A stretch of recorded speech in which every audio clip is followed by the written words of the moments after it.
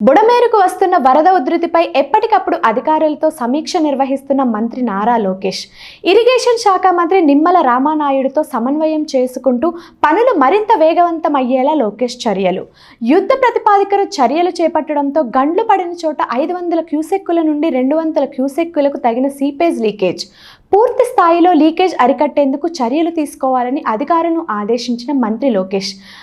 లోకేష్ ఆదేశాలతో లీకేజ్ అరికట్టేందుకు Jio membrane sheet వినియోగిస్తున్న అధికారులు